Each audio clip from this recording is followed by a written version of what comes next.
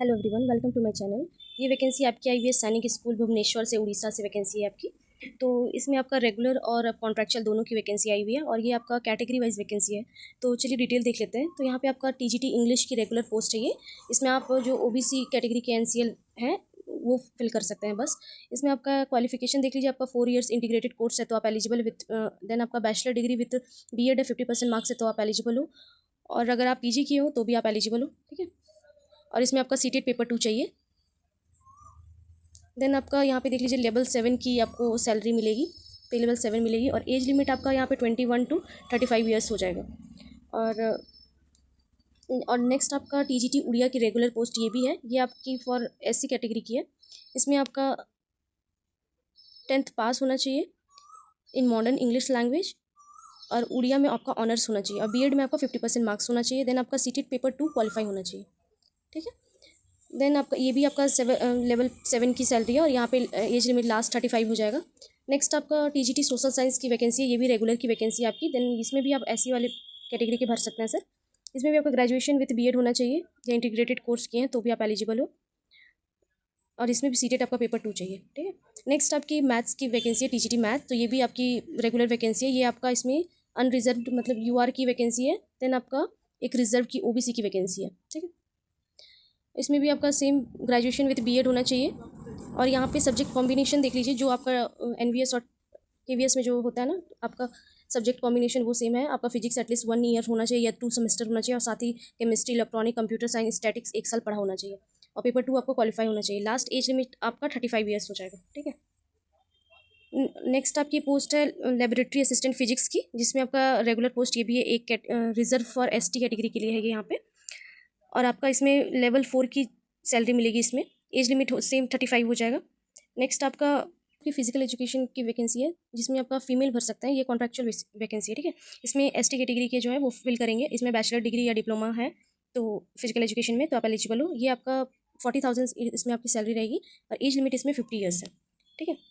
Then nursing sister की vacancy है, इसमें भी फीमेल ही भर सकता है। ये भी कॉन्ट्रैक्चुअल बेसिस पे, जो भी ओबीसी एनसीएल कैटेगरी से होंगे। इसमें आपका डिप्लोमा होना चाहिए और 5 ईयर्स का एक्सपीरियंस इसमें बोला गया है एक्स सर्विसमैन का, ठीक है। देन इसमें भी आपका एज लिमिट 50 ईयर्स है और आपका सैलरी 40,000 रहेगा। तो टोटल देख लीजिए, यहाँ पे इतने सारी वैकेंसी है, बस 1-2 पोस्ट की ही वैकेंसी है। तो चलिए इसमें आप देखते हैं सिलेक्शन प्रोसेस कैसे होगा। इसमें आपका रिटन टेस्ट होगा, देन आपका स्किल टेस्ट और देन इंटरव्यू होगा, ठीक है। तो जो भी रिटन टेस्ट में क्वालिफाई करेंगे ना, देन उसके बाद बाकी फर्दर जो भी इंटरव्यू होगा वो सब किया होगा उनका। और आपका लास्ट डेट हो जाएगा 12 जून तक आपका एप्लीकेशन फॉर्म वहाँ पहुँच जाना चाहिए स्कूल में।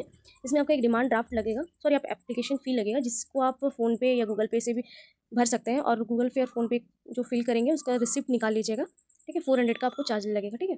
तो यहाँ पे एड्रेस देख लीजिए, यहाँ पे पूरा एड्रेस इसी के नाम पे आपको भेजना है पैसा, ठीक है। एएफसी कोड भी है और आपका अकाउंट नंबर भी दिया हुआ है, इसी में आपको फ़ी पेमेंट करना है। एज रिलैक्सेशन मिलेगा एज़ पर एससी एसटी और ओबीसी को सेंट्रल गवर्नमेंट के रूल के अनुसार, मतलब ओबीसी के लिए 3 ईयर्स और एससी एसटी के लिए 5 ईयर्स। तो अप्लाई कैसे करना है इसमें आपको, जो भी आपका एक फॉर्म दिया गया हर सब्जेक्ट का, उसको डाउनलोड करके और सारा जितना भी आपका डॉक्यूमेंट्स है सारा अटैच कर दीजिए। उसमें आपका सेल्फ अटेस्टेड होना चाहिए और साथ में जो आपने पे किया है ना उसका स्लिप, वो भी आप साथ में भर के ऊपर में अपना किस पोस्ट के लिए भर रहे हैं वो आप अपना लिख दीजिएगा, ठीक है। देखिए यहाँ पे जो एड्रेस है ना, ये वाला apply to the principal of Sainik School Bhubaneswar post, यहाँ से यहाँ तक देख लीजिए, ये आपका भेजने का एड्रेस हो गया। आप अपना ईमेल एड्रेस, ईमेल और फ़ोन नंबर आप अच्छे से दीजिएगा, वैलिड वाला, ताकि वो आपको शॉर्ट लिस्टेड करेंगे, ठीक है। वो ईमेल के थ्रू आपको मेल करेंगे आपको बाकी इंटरव्यू और रिटर्न के लिए कब आना है, ठीक है। और जो भी कॉन्ट्रैक्चुअल बेसिस पे रहेगा वो 11 मंथ्स के लिए रहेगा और रेगुलर वाला तो रेगुलर के लिए ही रहेगा। और वो अगर ऐसा बढ़ा भी सकते हैं 3 ईयर्स के लिए, ठीक है। देख लीजिए एक्सटेंड कर सकते हैं यहाँ पे 3 ईयर्स के लिए, ठीक। बाकी टीए आपका नहीं मिलेगा आपको जब अटेंड करने जाइएगा आपका इंटरव्यू के लिए, तो वो नहीं देंगे। और हाँ, इसमें आपका जो भी अलाउंसेस है ये भी सब आपको अलाउंसेस भी मिलेगा। और देख लीजिए रेंट फ्री एकोमोडेशन, ये सब सारे कुछ आपको दिए जाएंगे। फूड फ्री फूड देंगे आपको और भी बहुत कुछ, एनपीएस देंगे आपका फॉर 2 चाइल्ड्स। जैसे जितने भी आपके अलाउंसेस हैं ना वो सारे मिलेंगे, ठीक है। तो वैकेंसी अच्छी है और देख लीजिएगा कैटेगरी वाइज जो है एलिजिबल वो फिल ज़रूर करिएगा। मैं डिस्क्रिप्शन में लिंक दे दूँगी, ठीक है, फॉर्म का, तो वहाँ से आप जब जाइएगा ना तो थोड़ा नीचे स्क्रॉल करने के बाद ये इस तरह आपको खुल जाएगा, रिक्रूटमेंट एडवर्टाइजमेंट वहाँ पे लिखा होगा, वहाँ पे आप क्लिक करिएगा तो ऐसा कुछ खुलेगा। तो देख लीजिए यहाँ पे जो भी एप्लीकेशन फॉर्म है ना टीजीटी के लिए, तो यहाँ पे आप क्लिक कीजिएगा तो वो फॉर्म खुल जाएगा। जिस सब्जेक्ट के लिए भेज रहे हैं सेम उसके बगल में आपका फॉर्म होगा, वो आप ओपन करिएगा और फिर वो फॉर्म अपना फिल करके सारा जितना भी आपका डॉक्यूमेंट्स है अटैच करके आप भेज दीजिए विथ अपना पे जो है ना वो रिसिप्ट के साथ। चलिए, अगर वैकेंसी अच्छी लगी तो प्लीज़ चैनल को सब्सक्राइब कर लीजिएगा। Thank you.